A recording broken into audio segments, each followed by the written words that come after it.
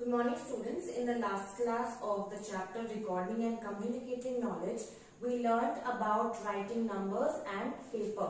So we learned how numbers were invented and numbers were discovered because earlier it was very difficult to record any data, any information about any data. So numbers were created, and then slowly and gradually we came to the numbers that we use now, that are 1, 2, 3, 0 to 9 numbers, and further on. So they are Hindu-Arabic system of numbers, and so it was developed in India. And then we learned about how paper was made. So firstly, paper was made by papyrus. On the wood of papyrus, it was used for writing. Then in the Chinese people, in the early before the 1900 years ago, the Chinese people, they developed a way of making paper which is closer to how we use it now. And then now today we use paper by using wood pulp. So that is how paper and numbers were invented and discovered. And now we are going to learn about printing, because when paper is done, okay, we have paper, we have information, we have data, and now we want to put that data into some use. But all the data, it cannot be written because it becomes a very long process, a very time consuming process. So all that data, it cannot be handwritten. That is why printing came into play. People thought of printing the data on the piece of paper. So now we are going to learn about how printing was invented, in what all ways printing has changed nowadays. So now we are going to learn about printing. Oh, you can open your books on page number 80. It is given, printing is given over there. So printing, around 2000 years ago, printing was developed in China. And it was quite a long process. It was a very difficult process, time consuming process, but it was better than handwriting, than any handwritten document, because handwriting, it takes a lot more time than that process. So around 2000 years ago, a way of printing was developed in China. So on page number 80, it is also given how it was made. The Chinese, they cut designs on flat blocks of wood. Ink was applied on the block and it was pressed on paper. Thus, an impression of the design was made on paper. So you can underline it from the second line till here, that how the Chinese, they made the printing blocks. They made the printing blocks out of small wood blocks or big wood blocks, and they used to carve those wood blocks according to whatever they want to print.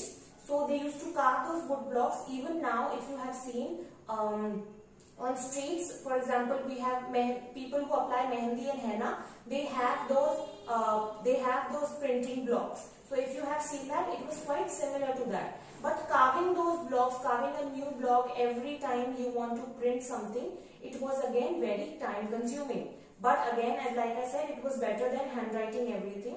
So they carved the blocks of wood and then they applied ink on those blocks. And then they pressed it hard against the paper in which they wanted the print, and that is how it printed. So it was way better than handwriting. That is why it was developed. So that is how printing was developed. Here on page number 80, you can even see how this person here is preparing the wood block for printing. He is carving you can see the hand and the tool that is used for carving the wood, so that they are able to get an impression and that they are able to print. And here they are pressing the wood block, the block very hard on the paper, so that they get the print. You can see here now. Similarly, for example, in Rajasthan also we have this very famous thing, like we learned about the clothes we wear, that Rajasthani block printing is very, very famous. So if you have seen some bed sheets or some curtains at your place which have block printing, you can see that they have specific blocks. They have been handmade blocks, and they are on the blocks the paint or the ink is put, and then they are pressed hard against the sheet or the paper or whatever they need printing on. So that is how the printing was developed early on. Then later on, very later on, in 1450, Johann Gutenberg of Germany, he's a man of Germany, he was a man of Germany, he made types. He invented types. Now what are types? It is again given in your books. So he made several metal molds of the letters of the alphabets, which were called types. So what were types? Types were the small metal molds of the letters of the alphabets. The alphabets that we know now, for example, A to Z, A to Z, whatever, that you know now, or any alphabet of any other language. So what he did, Johann Gutenberg, he made types, he made small blocks of only one letter each, and that those blocks they were used to print. So in that way it became very easier. How it became easier? Because then they can write different words using just a set of, maybe for example, if they want to write in Roman English, if they want to write using Roman alphabets, Roman scripts, that is A to Z, they only need 26 set of this. Otherwise, if they use the kind of printing that Chinese invented, that Chinese developed, they would have to cut out and they would have to carve a new piece of wood for every page. And now they don't have to do that. Now they have small cutouts of wood or of metal with the alphabets carved on them.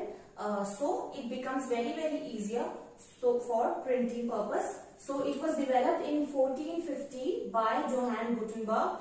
The man was from Germany, and these small molds were called types. They were called types, and they could be arranged in form, words, lines and pages. This is called typesetting. So the way they were used, that way it was called typesetting. When a number of these types they were used in different ways, this was called typesetting. Then ink was applied to the typeset pages and they were pressed on paper to get the impression. So again, in the same way, the ink was applied and then they were pressed to the paper. So once a book was printed, the individual types were taken apart and used to print another book. Putting together the types to make a page of a book was much faster and easier, making a block of the page. So like I told you earlier, that making types and typesetting was much more easier, much more effective and much more efficient than making a wood block for a whole new wood block for a different page altogether. So this was a very easier way, a better way, a comparatively easier way for typing, for printing. And it was so that because more and more books were being printed because of it, so more and more books were available to people to be able to read. So it increased the availability, more availability was there, so more knowledge was shared, more information and more data was shared with the world. So that is how printing came into play, that is how printing was developed. And now we are going to learn about Braille. Now, do you know what Braille system is? Because I think we have learnt about it in GK last year. We learnt about Louis Braille. So Louis Braille, he was a man who was visually impaired. He could not see. He was a blind man. Okay, so we have everything. We have letters, we have alphabets, we have numbers, we have paper, we have printing, we have everything. But for those people who cannot see, who are visually impaired, how is all of this useful? Because they cannot see. Then if they cannot see, how will they know which letter to use? How will they know how to write or how to even read? So because of that, because they were facing such problems, this man, Louis Braille from France, he developed a system for people like his own.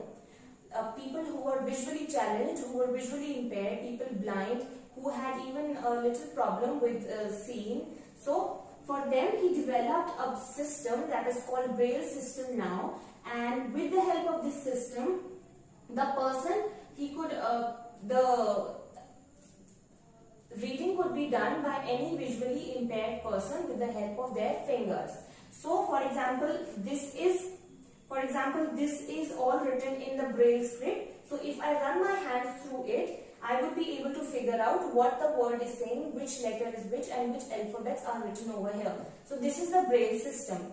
Even now, if you notice, nowadays, even in government offices, if you go, on the nameplate also, they have written it in India, especially in Rajasthan. I have seen this in government offices. Wherever they have nameplate and the designation is written, they have it written in Hindi, English, and also in Braille, so that a blind person or visually impaired person can also read it easily without any problem.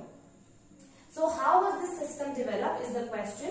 Here in your book you can see on page number 81, here is a person using his fingers to read the Braille script. So what is Braille script? Now we are going to learn. In the Braille script, patterns